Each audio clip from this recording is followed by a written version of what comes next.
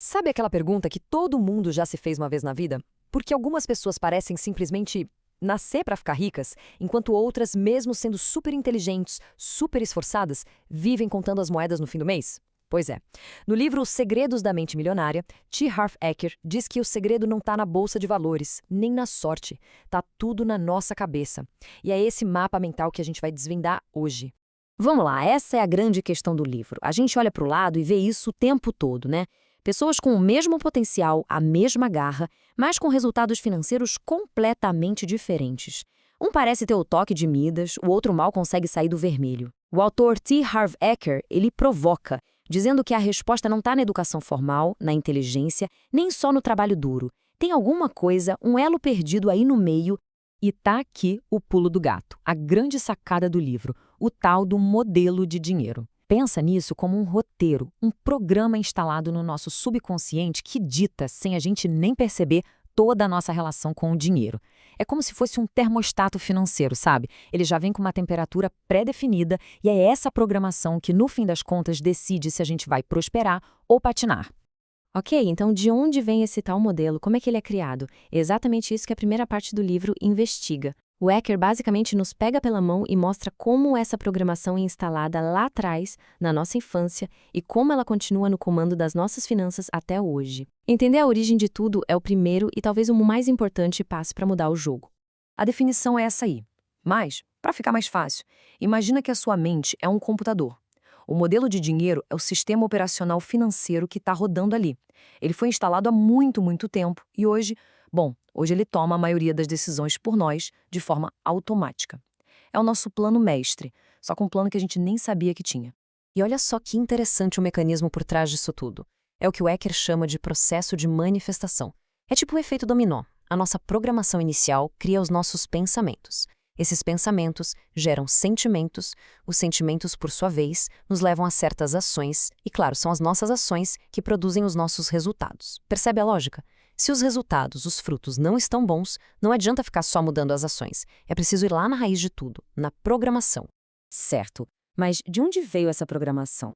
O autor aponta 3 fontes principais. A primeira é a programação verbal. Tudo aquilo que a gente ouviu sem parar quando era criança. Coisas como dinheiro é sujo, ricos são todos desonestos, dinheiro não dá em árvore. A segunda são os exemplos, como nossos pais ou responsáveis lidavam com o dinheiro. Eles eram gastadores? Poupadores? Viviam brigando por causa de grana?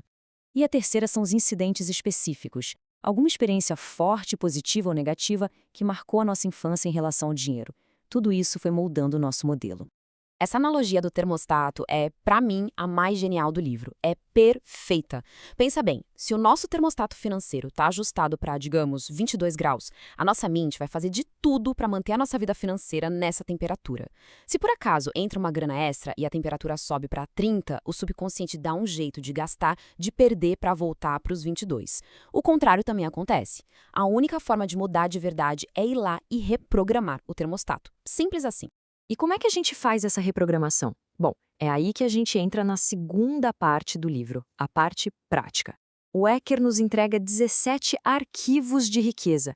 Imagina que são novos aplicativos, novos programas mentais que a gente precisa instalar para substituir aqueles antigos, cheios de vírus e crenças que não nos servem mais. Vamos dar uma olhada em alguns dos mais poderosos. O primeiro arquivo é a base de tudo. É sobre autorresponsabilidade. Quem tem uma mentalidade rica entende uma coisa. Eu estou no comando do meu barco. Eu crio a minha vida financeira. Já a mentalidade de escassez, bom, essa adora um papel de vítima. A culpa é sempre do governo, da economia, do chefe, do vizinho, de todo mundo, menos de si. O segundo ponto é sobre foco. Para onde a nossa atenção vai? Diante de um desafio, a mente programada para a pobreza enxerga o quê? Obstáculos, riscos, tudo que pode dar errado. Já a mente rica, na mesma situação, procura o quê? Oportunidades, crescimento, potencial de ganho. É a velha história do copo meio cheio ou meio vazio, só que aplicada ao dinheiro. E isso muda tudo. Agora, um ponto fundamental: o medo. Ninguém está dizendo que pessoas ricas não sentem medo. Elas sentem, e como? A grande, enorme diferença é o que elas fazem com esse medo. A mentalidade rica age apesar do medo. Sabe que o desconforto faz parte do crescimento. Já a mentalidade pobre usa o medo como desculpa, como um muro que a impede de agir. O medo vira o chefe. E por último, mas não menos importante, o aprendizado contínuo. Pessoas ricas são aprendizes eternos.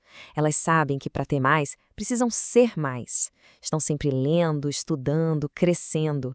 Em contrapartida, a mentalidade pobre se fecha na frase mais perigosa que alguém pode dizer: isso eu já sei. Essa frase é um cadeado. Ela impede qualquer novo conhecimento de entrar e, consequentemente, qualquer resultado de mudar. Ok, entender tudo isso, o modelo de dinheiro, os arquivos de riqueza, é fantástico, é o primeiro passo. Mas o livro bate muito nessa tecla. Só saber não muda nada. Conhecimento parado na cabeça é só obesidade mental. O poder de verdade não está em saber, está em fazer. A transformação só acontece quando a gente pega esses conceitos e começa a aplicar, a viver eles no dia a dia. Uma das ferramentas mais simples e poderosas que o livro ensina é o uso de declarações. É basicamente conversar com o próprio cérebro, dando novos comandos. Ao repetir com emoção frases positivas, a gente começa a reescrever aquele código antigo no subconsciente. E a declaração que amarra tudo, que resume a nova identidade é essa: eu tenho uma mente milionária. É um lembrete constante para operar a partir desses novos arquivos. E a gente termina com essa reflexão. A grande lição do livro é que o nosso mundo exterior, especialmente o financeiro, é só um reflexo do nosso mundo interior. Para mudar os frutos, temos que mudar as raízes. Então a pergunta que fica no ar é: qual desses arquivos começa a ser instalado hoje? Que pequena ação, que pequena mudança de pensamento pode ser feita agora mesmo para começar a refletir essa nova mentalidade? Porque no final, tudo começa com uma decisão.